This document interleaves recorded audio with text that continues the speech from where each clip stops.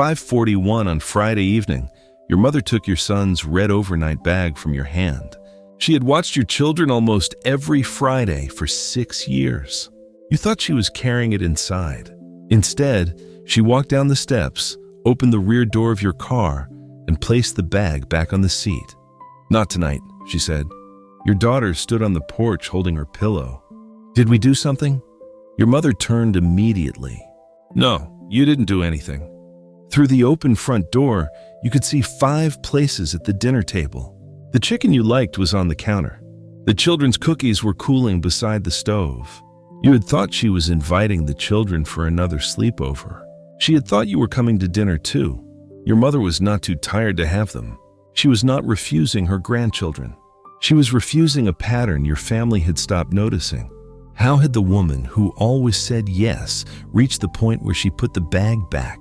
6 years earlier, she had been the one who carried the first overnight bag inside. Your daughter was 7 months old. You had not slept for more than 3 hours at a time since she was born. Your mother watched you warm a bottle twice because you could not remember whether you had already done it. "Bring her here Friday," she said. You shook your head. "She still wakes up." "So do I." "You don't have to do that." "I know." Before you could change your mind, she bought a small crib, a nightlight, 2 bottles, a packet of diapers. When Friday came, you stood in her hallway explaining everything twice. How much milk? Which sound meant hunger, which sound only meant the baby was tired. Your mother took the bag from your shoulder. "I raised you." That was a long time ago. So was your last full night of sleep. The next morning, when you returned, your daughter was asleep against her chest. The bottles had been washed. A stack of baby clothes sat folded on the sofa. How was she? Perfect. She woke up, didn't she? 3 times. That isn't perfect. Your mother looked down at the baby. It was from me. Before you left, she told you to bring her again. At first, the sleepovers happened once or twice a month. You stayed for dinner before leaving. Sometimes you did not go anywhere afterward. You went home, took a shower, and slept. When your second child was born, the small diaper bag became a larger red overnight bag. Matching pajamas appeared in the guest room. 2 toothbrushes stood beside your mother's in the bathroom.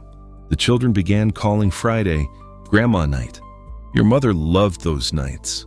She made pancakes, read the same bedtime book, and learned which child wanted the hallway light left on. Your gratitude was real too. At first, every request began with, "Would Friday work for you?" Then, "Are you still okay for Friday?" Eventually, "What time should we bring them?" The wording changed slowly enough that neither of you heard it happen. Your work became more demanding. Your partner's schedule changed.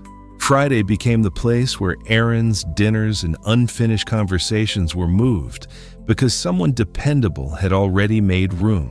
Your mother continued saying yes. You believed that meant the arrangement still worked. She believed you would notice if it stopped feeling like a choice. At first, you still stayed for dinner. Later, you arrived after eating. Then you stopped turning off the car. A bag, 2 children, a reminder about medicine or soccer practice. A quick thank you. Then, taillights at the end of the driveway. Your mother still saw the children almost every week. She began seeing you mostly through an open car door. That Friday, she had called and said, "Come for dinner." You were reading emails while she spoke. "The kids would love that. I thought I'd make the chicken you like." "Oh, that sounds great." Friday had become the usual sleepover night. You and your partner had not eaten alone together in months. After the call, you made a reservation. Your mother spent the afternoon cooking. She placed 5 plates on the table. She changed the children's sheets upstairs. She was not objecting to a sleepover. She was expecting dinner first. When you arrived carrying the red bag, your partner was already waiting across town. "We'll pick them up around 10 tomorrow, you said. Your mother looked toward the table. "I thought we were having dinner." "They can eat here." "I meant all of us." "You checked the time." "I didn't realize." "I said come for dinner." "I thought you meant the kids." For a moment, your mother looked from you to the bag. Then, she placed it back in the car. "Not tonight." Embarrassment reached you before understanding did. Your reservation, your partner waiting, the children watching, 5 prepared places behind her. You could have said that. I thought I did. You always keep them on Fridays. I know. You said you wanted them here. I do. Then what is this? Your mother lowered her voice. This is me saying not tonight. You put the pillows back in the car. Your son asked whether Grandma was angry. You said she was not. You were not sure whether you believed it. Inside the house, your mother sat at a table prepared for 5. 4 places remained empty. The next morning you called. Are you feeling okay? I'm fine. Were you too tired? No.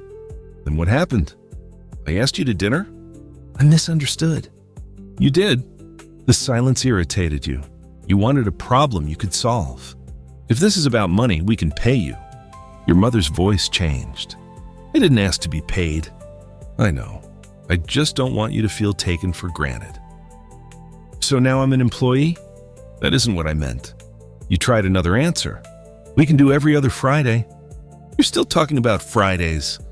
I'm trying to make it easier. For who? You made a calendar. 2 Fridays each month. Requests made by Wednesday. Pick up before 10. Your mother read it and slid it back across the table. What's wrong with it? Nothing.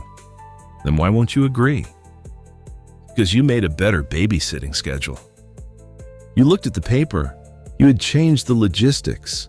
You had not changed the relationship. A few days later, you stopped at her house alone. There was no overnight bag, no pillow, no request. For a moment, your mother looked surprised to see only you. I brought coffee, you said. She stepped aside. The red bag had been folded near the hallway closet. You sat at the same table that had been prepared for 5. One by one, you remembered the previous months. A drop-off while the car engine remained running. A pickup when your mother asked whether you wanted coffee and you said you had to leave. A call that began with, "Are you free Friday?" A visit that lasted only long enough to carry the children's things inside. Your mother had seen the children almost every week. She had seen you mostly in the driveway. Looking after grandchildren can create some of the closest routines in a family, but closeness depends on whether the help still feels chosen and whether no remains a possible answer. Your mother's yes had been real. You had simply treated it as permanent. You placed your coffee on the table.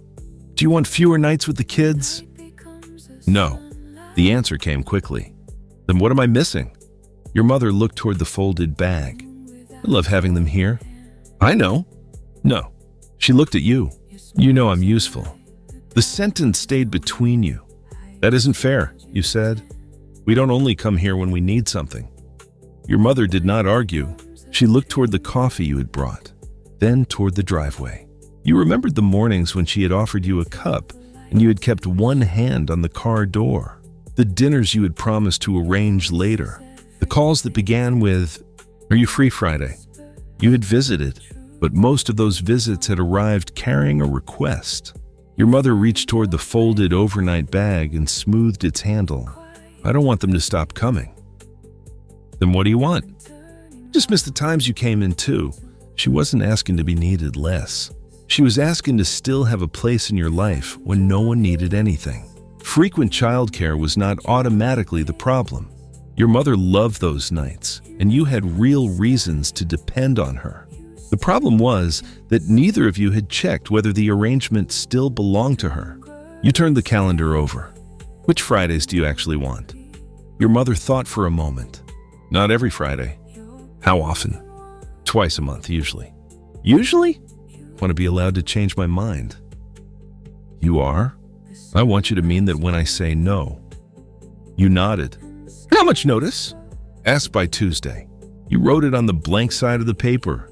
Then you asked, what do you want us to do together when we don't need childcare? Your mother smiled slightly. That sounds like another schedule. Fair. You put the pen down. What would you like? I would like someone else to cook. The agreement did not fix every Friday.